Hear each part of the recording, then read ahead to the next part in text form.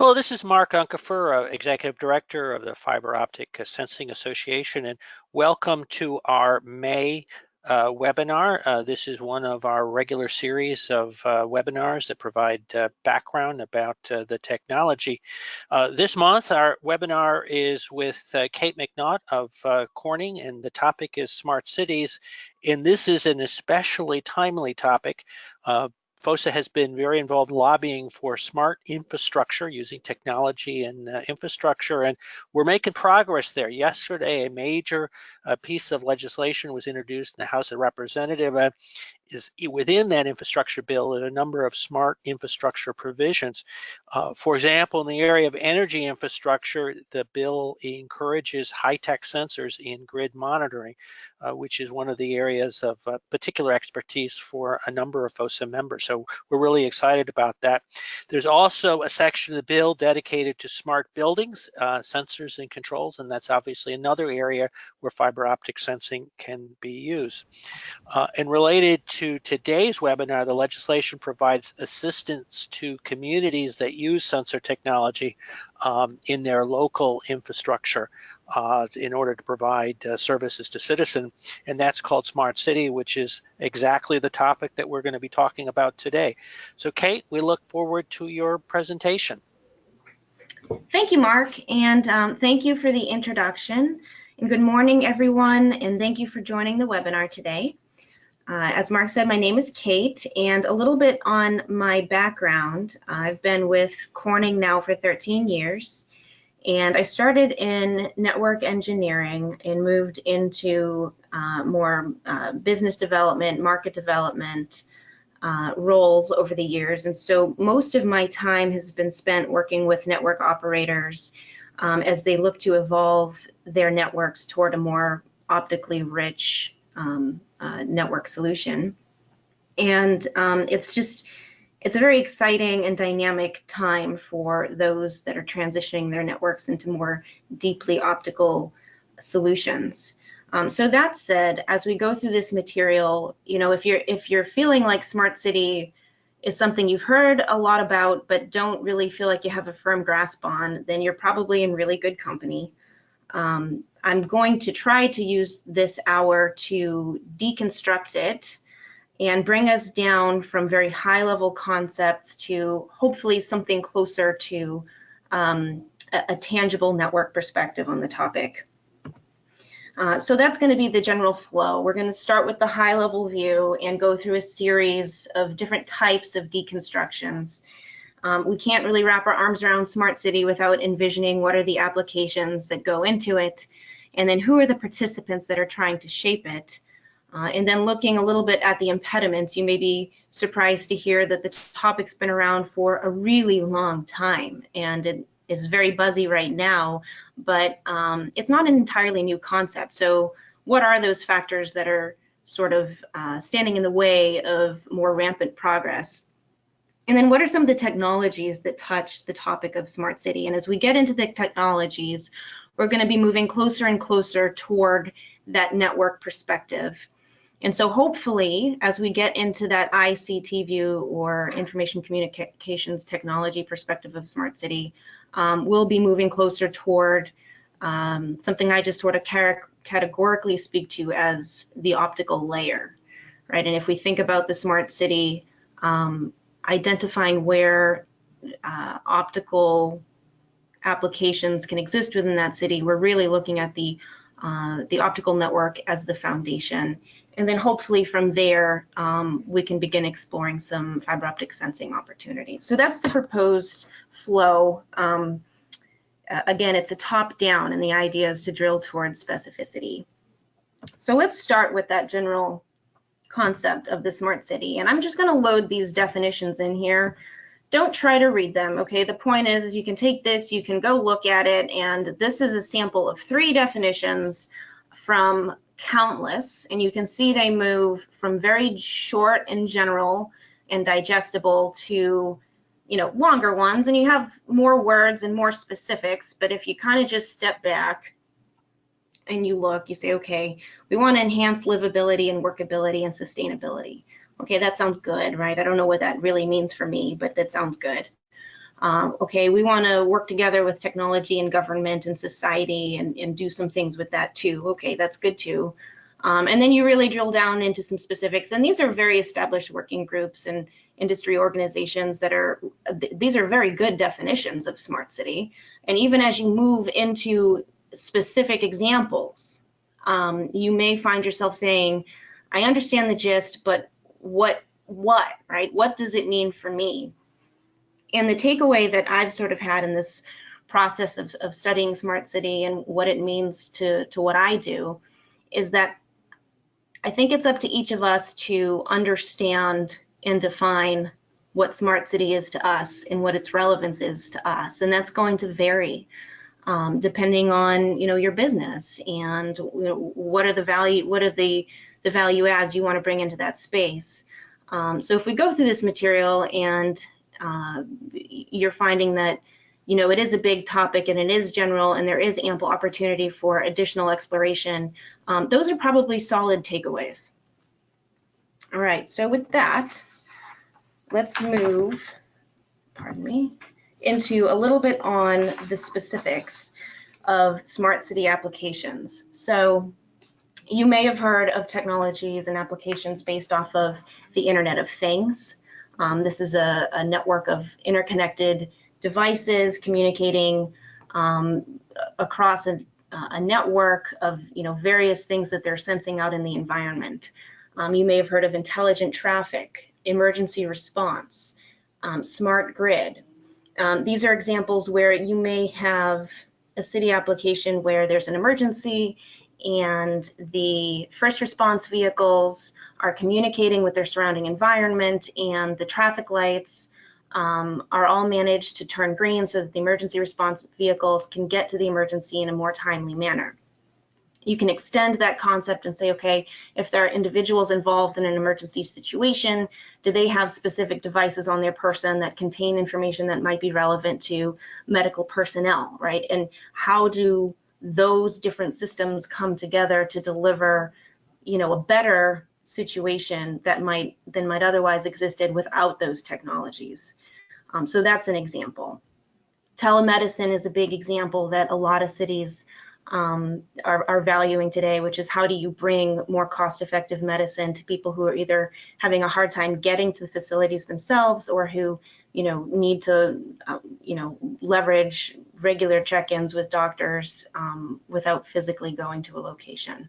Smart lighting is another one. This is one that has had a lot of good traction recently because the return on investment is pretty solid. If a city is going to replace lights in their own infrastructure, is there a way to save energy and have that lighting perform additional functions than simply, providing illumination? Could it provide other sensing, atmospheric readings, pollution readings, etc.?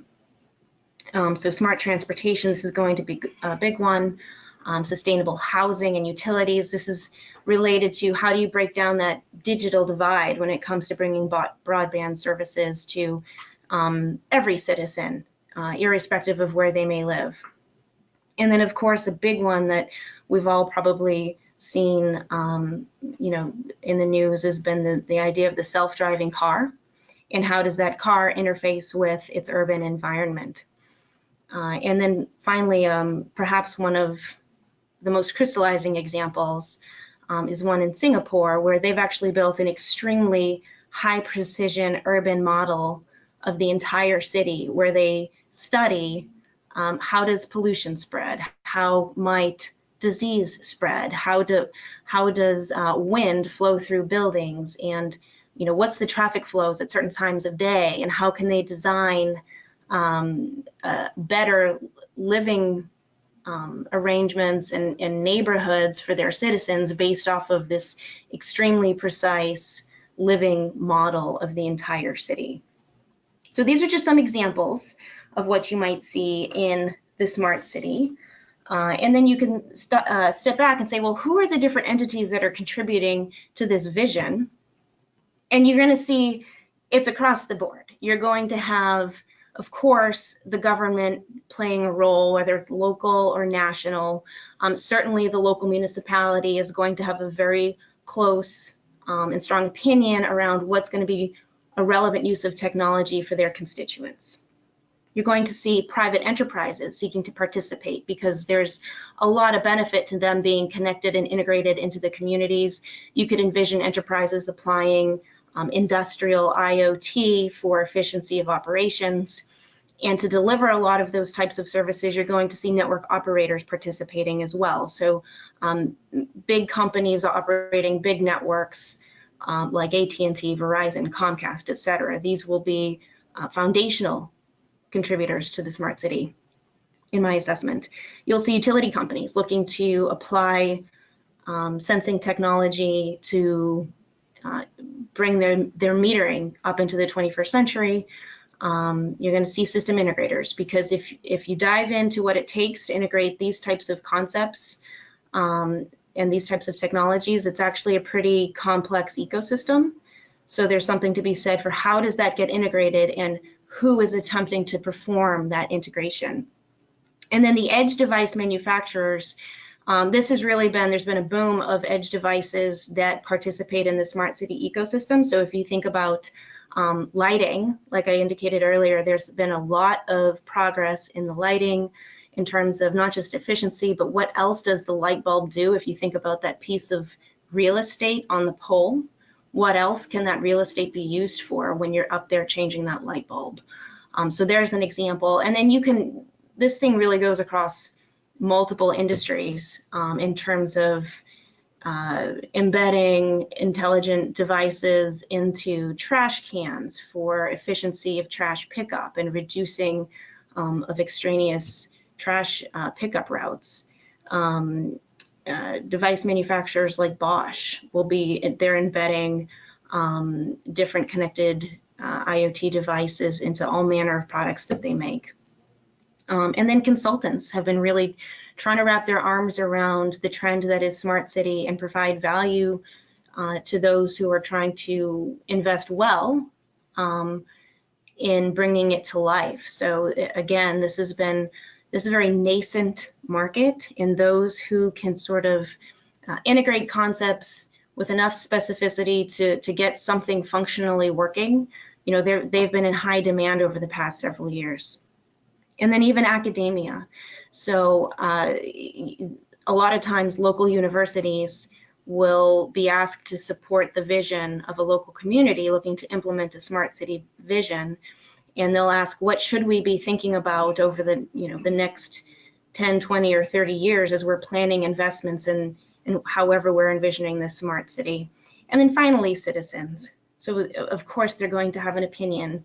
Some communities embrace the more connected experience, and others are a little bit more wary of all of this information exchange. But certainly citizens are going to be a primary voice, going back up to that top of that list with local government saying, these are the things that are, I want to see improvement in my city, and this is how I think we can use technology to make those improvements. So a diverse list of applications and participants, and it's no wonder then that this has been an ongoing topic. And there has been a lot of progress. There's been a lot of trials done. But there's also been sort of a demand that continues to push for progress, and I think progress is, we would always like to see it move a little bit more quickly than it has. So why is that?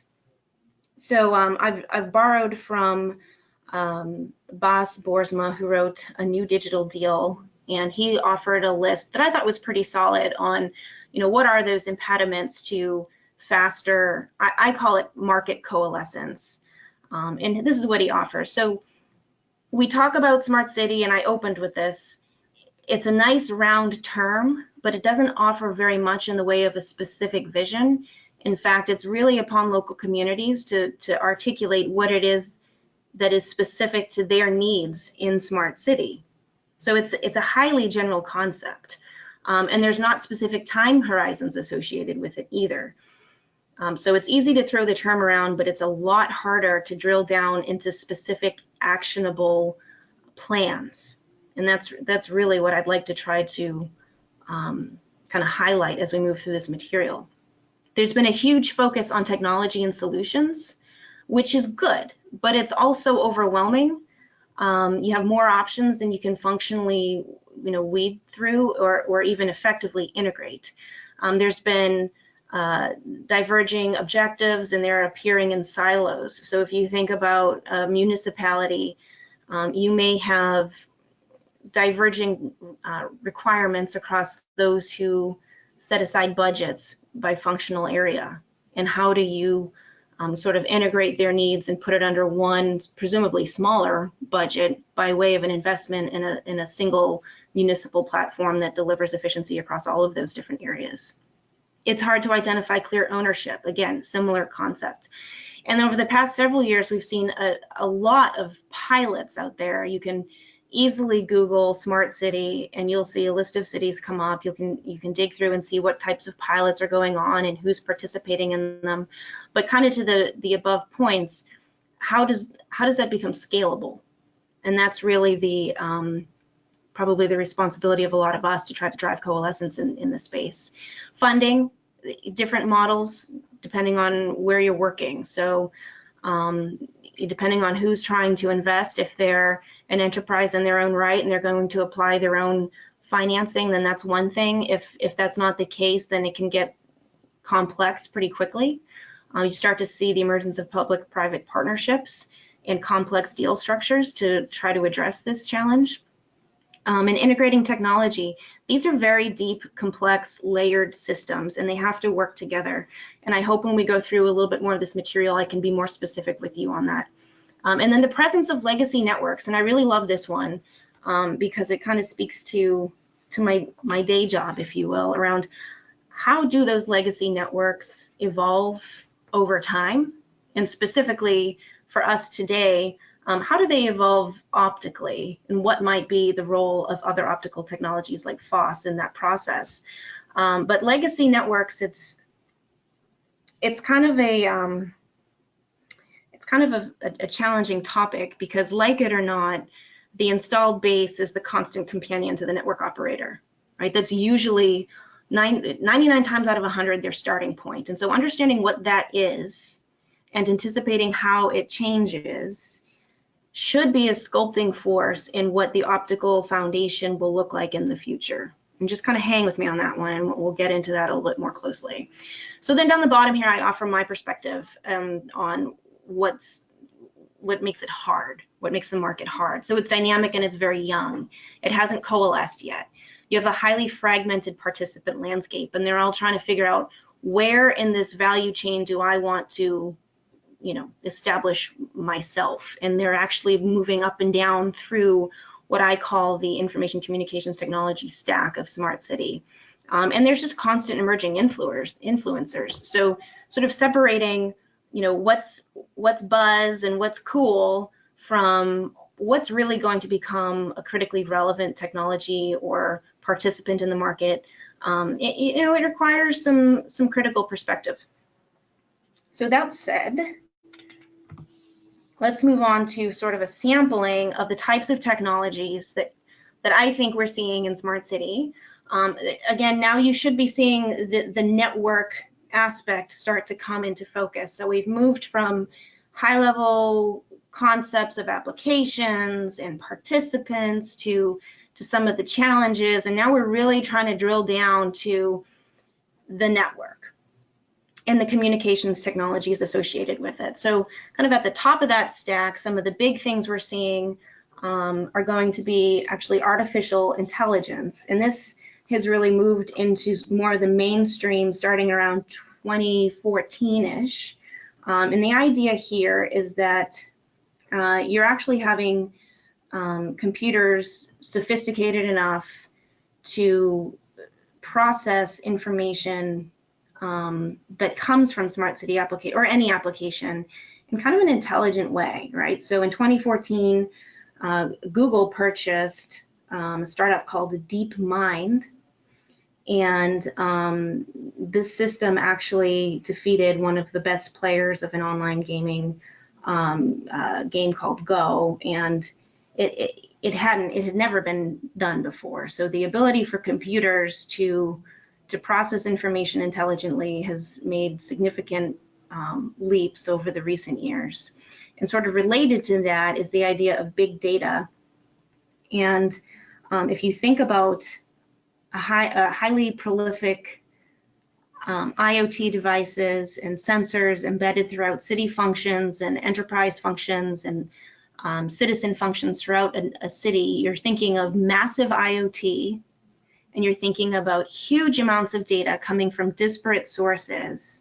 So how does this all get aggregated and mined to be made useful? So think about integrating the knowledge that an emergency vehicle is traveling down a road, the stoplight should turn green, and the individuals involved in the emergency may have a phone or something on their person or a Fitbit that has relevant information for the doctor that might eventually see them, right? How do you integrate that information?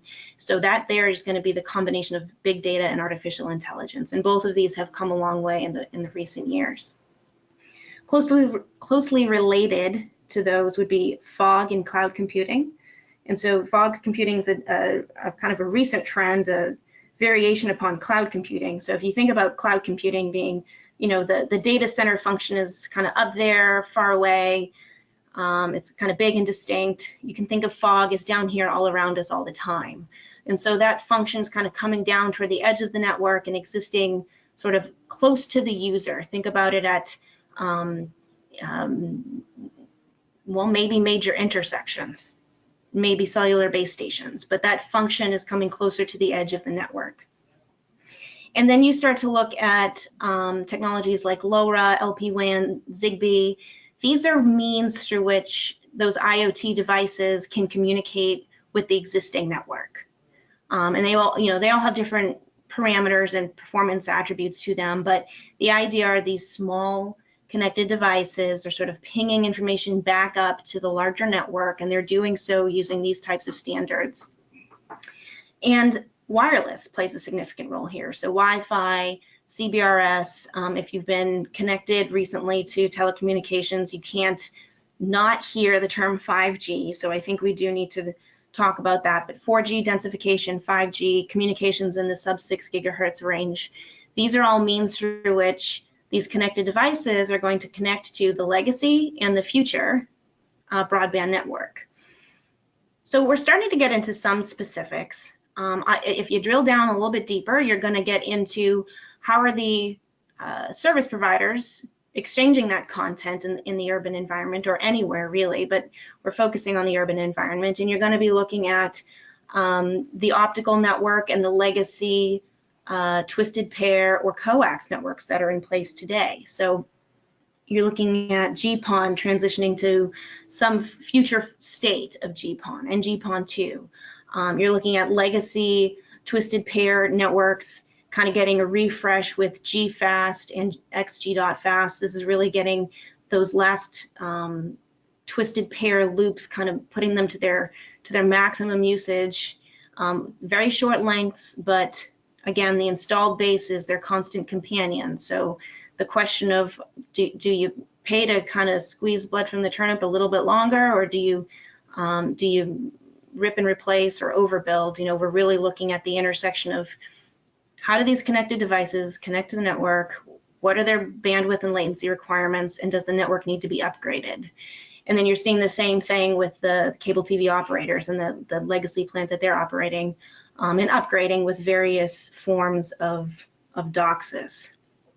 So hopefully at this point, it's evident that we've drilled down from some pretty general high-level concepts of what it means to be a smart city in the abstract to what are the different types of technologies that are contributing to making the smart city attainable and real.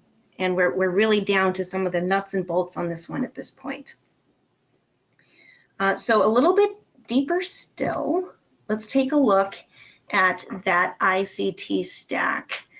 And what I have here on the left of the screen is sort of a cartoon depiction of different layers of this stack, starting at the bottom. Let's start at the bottom and work our way up on this one. So you're looking at data acquisition. How do we collect information about an environment? It could be pollution, it could be traffic.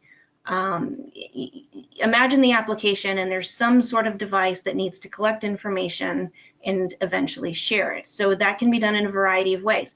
This could be the distributed fiber optic sensing cable in this instance. It can participate as part of the data acquisition layer. Moving up from that, there's going to be the need to transmit information across the network. And you're looking at the network communications layer, and this can be the carrier's network or the public network, so something operated by like an AT&T or Verizon. It could also be an enterprise network, so something within the local area network of a hospital or a school or a large business, even a small business. This could be an example there. In fact, a lot of building owners are considering, their building being networked as becoming highly relevant to its value. So as a person goes into a building, are they going to have a high quality connected experience within that building, and how do you go about doing that? And then you move upward into that storage and computing. So we were talking about that cloud and fog function. Where does all this information, once collected and transmitted, go in order to be processed? So moving into the data and services layer, you're thinking here about big data and how do you integrate and extract insight from that data. And then finally at the top, that smart application layer. So again, if you think about all those participants in Smart City, all their differing needs and their interests, but all coming to sort of that same hub of information and extracting the information that's relevant to them, this is where the smart application layer exists. I mean, you can think of multiple examples here. If you're the utility manager, you may want just a slice of information on water consumption, but that may be, a relevant piece of information to someone else, perhaps somebody who is associated with infrastructure in the city in some other way as well. So all of these kind of come together in aggregate, and you need to have a way to make the information usable.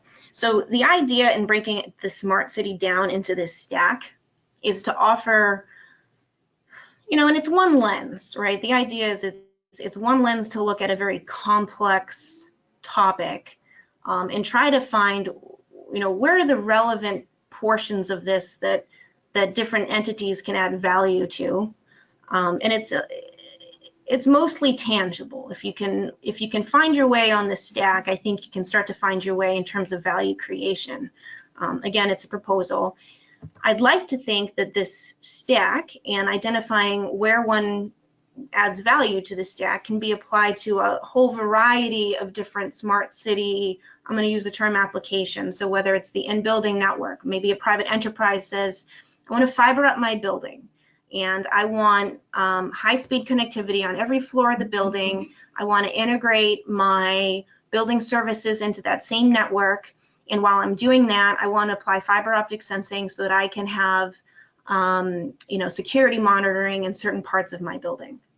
You should be able to apply this stack to that idea and identify who are going to be some of the participants in the different layers of that stack, and how does the piece of value that you bring to the equation fit into the bigger picture. Same thing with the fiber-based wireless and access networks. This is going to be your 4G densification, your 5G, and then your wire line services. It's the same opportunity structure. Intelligent traffic systems, same thing, enterprise and security and perimeter. They'll probably all follow a similar breakdown of data acquisition, communications, storage, compute, and the actual application itself. All right, so we've talked a little bit about the existence of legacy plant, that it's not all fiber-based. We've talked about this ICT stack. Fiber optic sensing, again, it might be intuitive, it might not, but I think as we look at how do these networks migrate over time to something very optically rich, it may become more intuitive as to the potential for fiber optic sensing in this space. So that said, I'd like to introduce something that is exquisitely beautiful in its simplicity, in my opinion, because it wasn't clear. It wasn't clear before this beautiful straight line was created. But this is the product of a huge amount of study that we've done, and it's a log-log chart. So at the bottom, on the x-axis, you're going to see distance in meters for a link, a communications link, so think cable. And then on the y-axis, you're going to see data rate in gigabits per second. So bearing in mind it's log-log, and that's where this beautiful straight sort of line comes from. Anything under this line, where you're transmitting some amount of data over some distance, can be done using a conductor, some form of copper conductor, twisted pair, coax, legacy, think legacy network pipe. Anything above this line, by virtue of the limits of physics, must be transmitted over an optical link. So you can start to see different applications that may touch the smart city that are making this transition. So what hasn't yet entirely moved over? Servers, links inside specific switches, data centers, switches. They're approaching the line. Within data centers, switches to switches has made that link. Certainly, we've seen fiber existing in submarine, so under the ocean, continent to continent, terrestrial long haul, and loops around major metropolitan areas. These have long been fiber-based. This is not a new, and it kind of makes sense, right? You think about those long distances, you think about the amount of traffic going over those links. Of course, they're fiber-based, but it wasn't always like that. And then you see down here the access network, FTTX and 5G. I would propose that in the outside plant, this becomes a significant enabler to the smart city, and we can anticipate that this bubble is going to continue to cross that line. Certainly as time goes on, this is going to become more and more optical. And the idea is, okay, that allows us to get pretty specific on where those upgrades may start to take place. It's noteworthy, and I'm trying to give you big themes here, right? The idea of networks becoming optical, new technologies emerging that are going to demand certain linkages in networks be purely optical. 5G, we believe, is an example of one such technology that will demand an optical link. And so with this one, there's 8 key performance indicators in the technology defined as 5G that we think will contribute to those linkages becoming optical. And some of the most noteworthy ones here, and I want you to think of applications as I kind of go through these points. Extremely high peak data rate, 20 gigabits per second. You're seeing one of the big ones is very, very low latency. And then an extreme high connection density as compared to 4G. So think about applications that may draw upon this type of performance. And you might be thinking things, if you're thinking like augmented reality, you're going to want a very low latency, arguably high data rate connection in order to have a good augmented reality experience. That might be something like telemedicine. If you're thinking about self-driving cars, here's another example where not a one of us is going to want to have a high latency network between us and our self-driving car. So these are, if you think about the intersection of some applications and what we anticipate to be possible with 5G, you may start to identify areas where those applications will come to pass sooner rather than later, and that would suggest where the optical network investment may occur. So that said, and we are going to drill closer to what that physically looks like, I want to move to an example. So this comes from Verizon. They presented this in 2017 at the Fiber Broadband Show. And what they were speaking to was how they're evolving the network in anticipation of exactly what we're discussing. So you can see the role, you can see they reference 4G, a movement to 5G, the use of Wi-Fi. They reference fiber to the prem, the use of private and narrow band LTE. Again, you're thinking about connecting those IoT devices. And I really like how they depict this. It's very simple, and they speak to the role of data centers and cloud, and those different technologies that go into supporting the larger system as a whole. So this goes beyond just that optical foundation. This really goes into how does the network function, and then what are some of the envisioned applications that could exist over this. And you see they directly reference smart connected communities. Okay, kind of a broader term for smart city. It takes the municipal aspect, it certainly acknowledges that, but it's a broader participation base for that. And again, enterprises, so think industrial use of IoT. So what physically might that look like? Well, it's a little bit of a cartoon here, but you can actually see the metro ring encircling the urban area. This is a fiber network. You're going to see wireless communication points. This could be 4G densification. This could be the addition of 5G small cells, but you're seeing an exclusively fiber network behind the optical foundation underpinning this business's idea of how to build the network of the future, and one that would support smart city applications. So as we're looking at all of these red dotted lines, in concept, these are either existing or new fiber cables, and potentially, well, that part's true, but the concept here is that's potentially an opportunity for fiber optic sensing as well. Okay, so moving a little bit closer to the punchline, let's compare. This is a view of the city of Charlotte, and what you're looking at on the left is going to be that legacy wireless network. So these are 3G and 4G macro cell sites. Each one of those little blue dots is a base station. The lines are fiber feeds to those base stations. And on the right, you're seeing the 5G small cell network modeled, right? We're anticipating this would be about the order of magnitude increase in small cell locations and the fiber feeds required to connect those locations.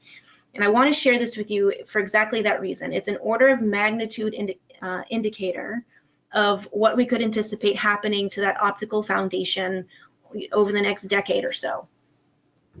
What's not even present here, and will be more than what you see, are the complementary wire line networks that go kind of hand in hand with this. If you've heard about the term convergence, you think about convergence occurring at the physical layer.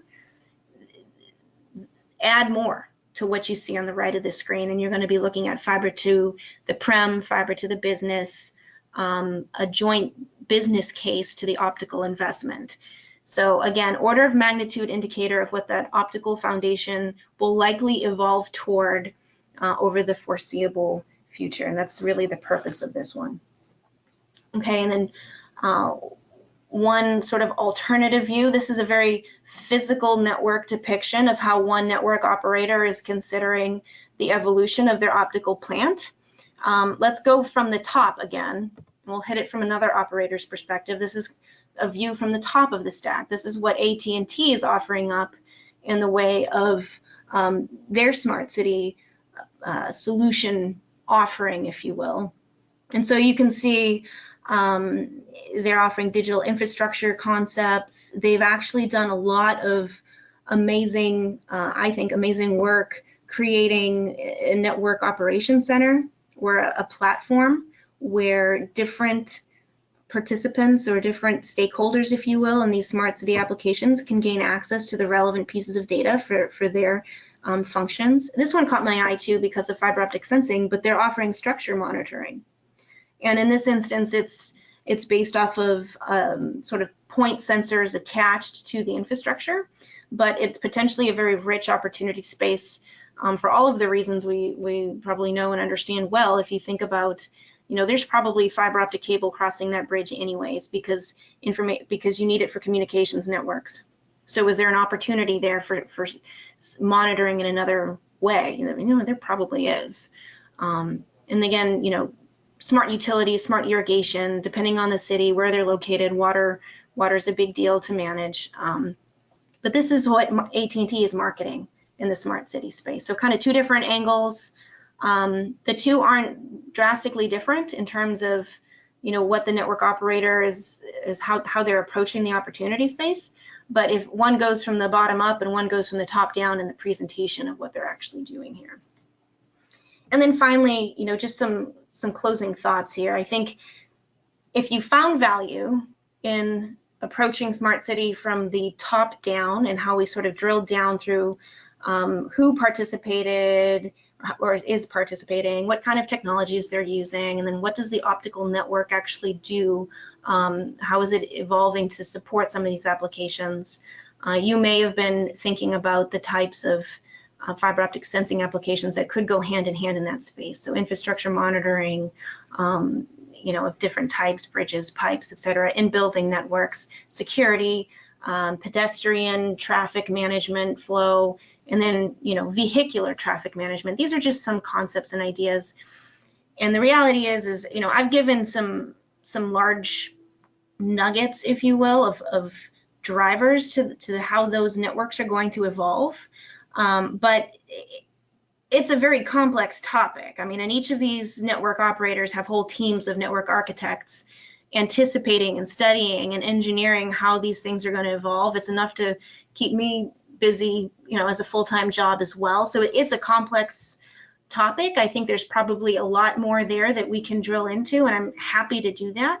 But I wanted to leave you with major themes and then some proposals perhaps on the role of fiber optic sensing or the potential role of fiber optic sensing, and leave you with a couple questions.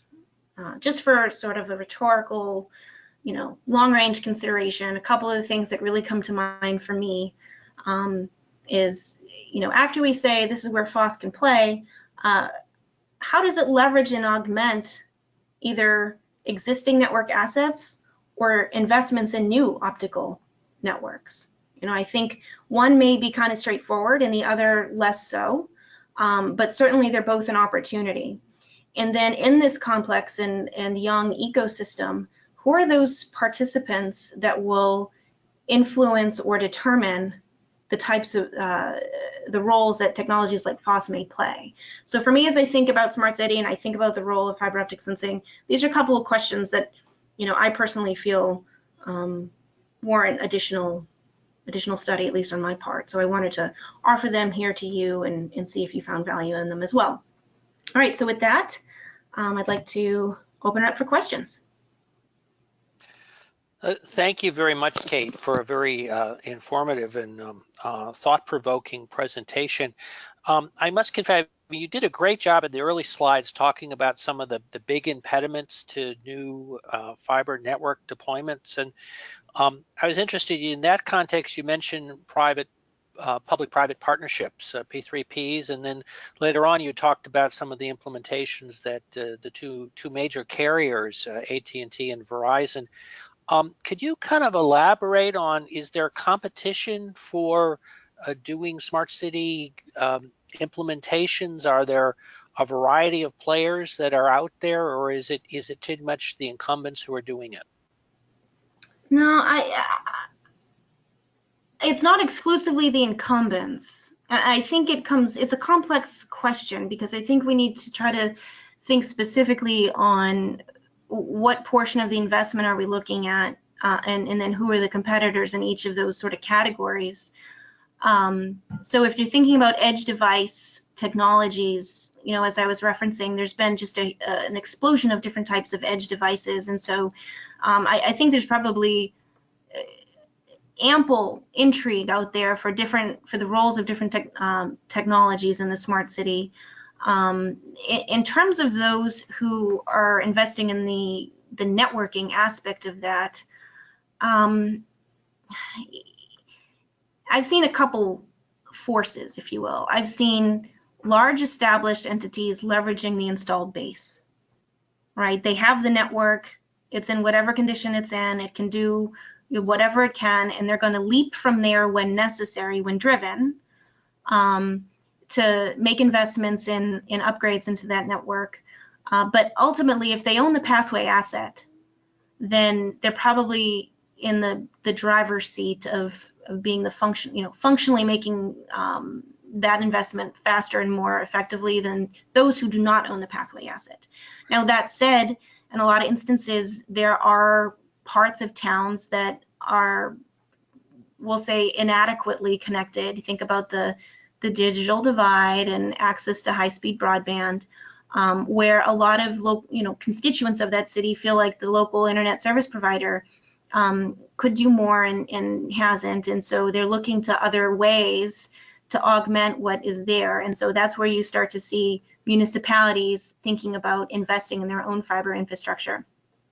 I think what we're probably going to see is these two things come together, and the gap gets filled somehow. So an established network operator may provide services over their infrastructure in an area where it exists, and then if the city does in fact make some investments, that's going to be either an attached or a separate network over which that operates. So kind of a long roundabout answer to say it depends which portion of the stack you're talking about, and that'll define sort of the competitive players. And then it really depends if there's going to be an engagement of collaboration between those different entities, like the network operator and the municipality and the technology providers, or if there's going to be one of competition. Personally, I'm seeing more of one of collaboration for the time being.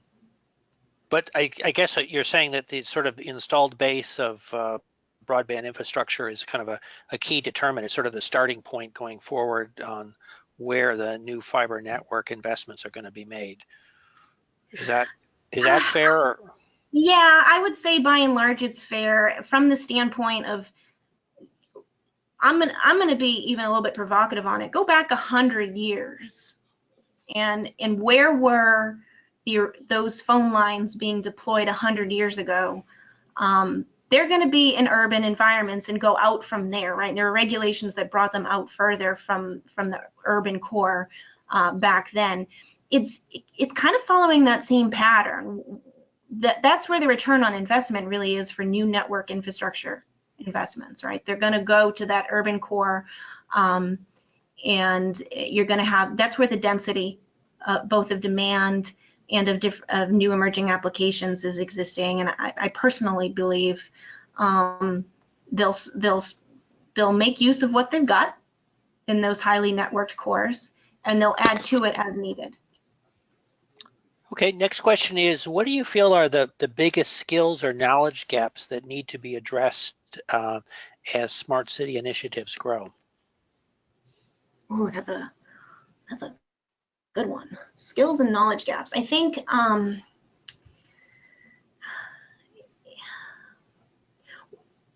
don't know if it's as much a knowledge gap. I think what we have is a significant population of stakeholders and participants that have ideas and have some form of knowledge, and the difficulty is integrating what they know to create a complete solution. And in that, it's not just an information exchange, I think, that has to occur. And I think those are occurring. You do have people wanting to collaborate to come up with something that they can't do in silos.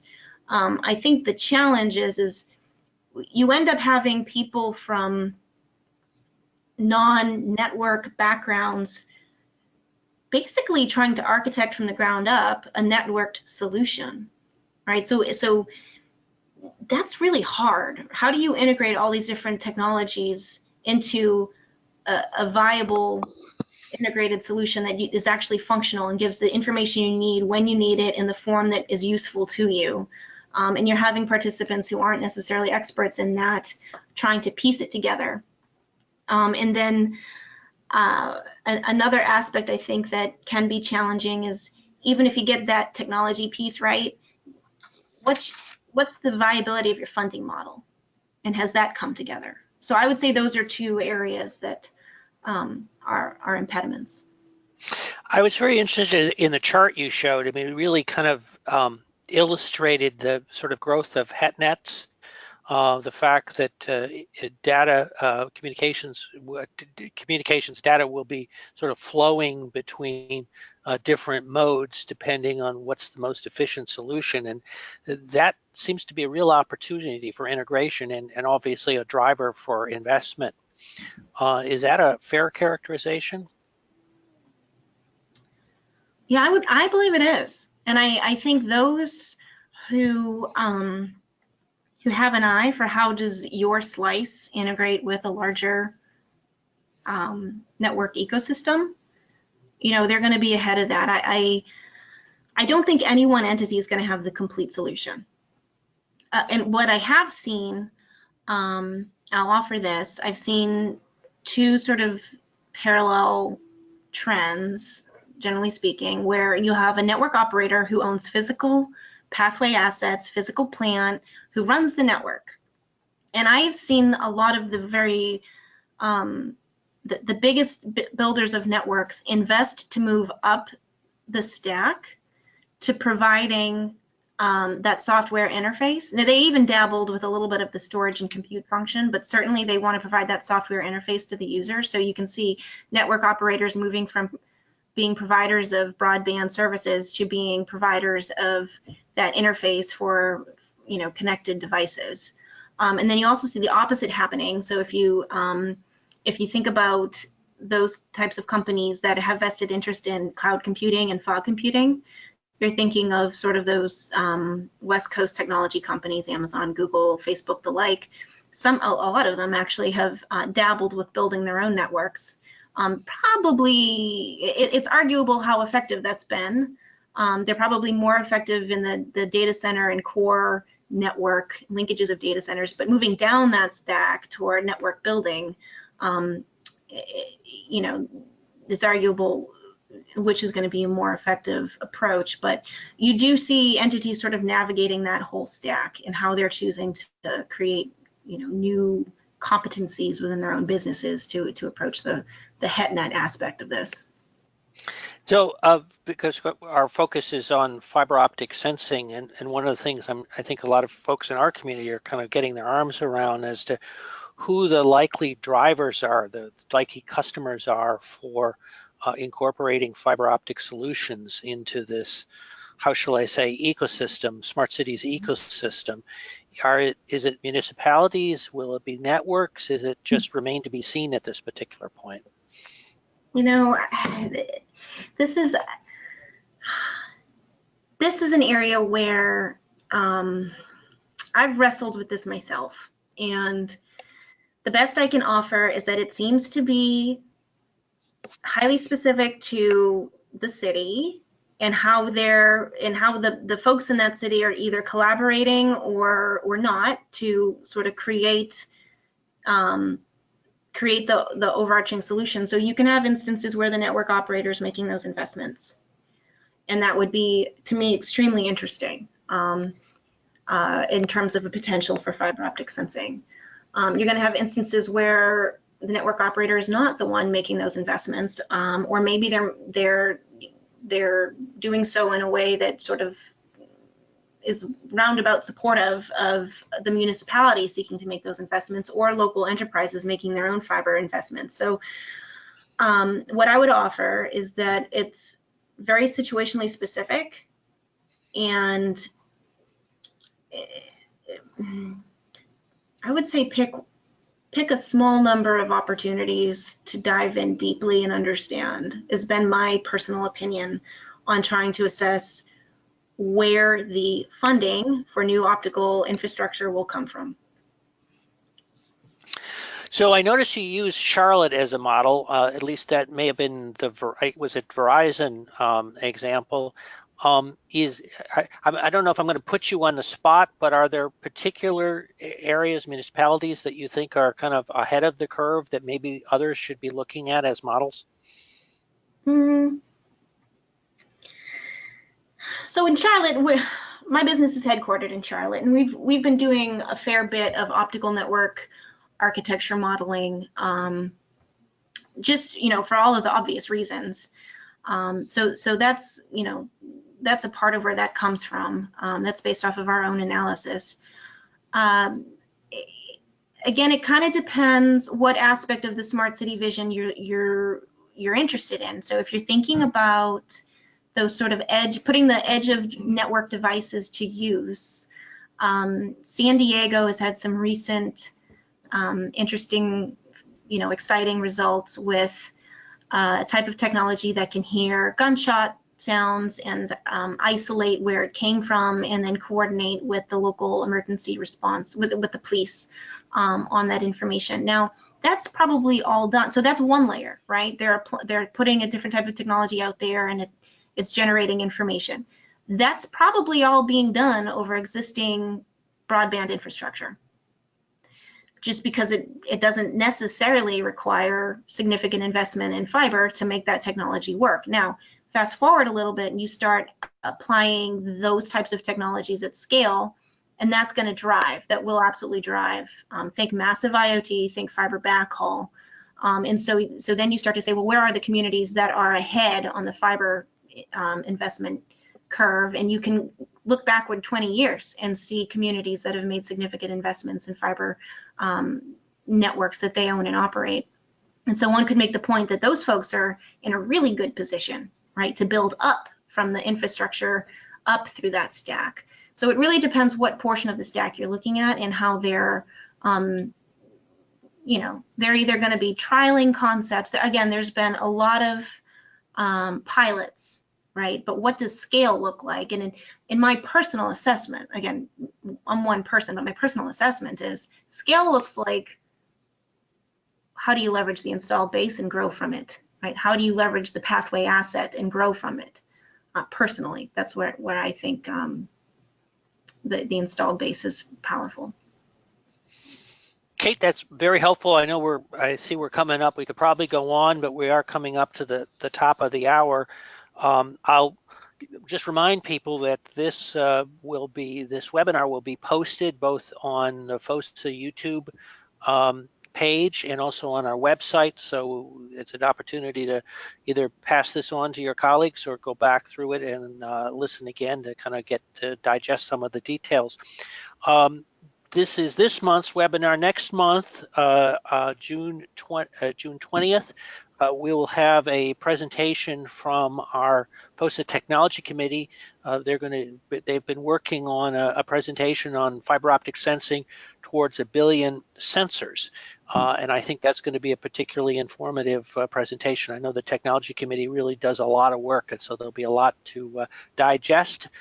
As always, the opportunity is to register online.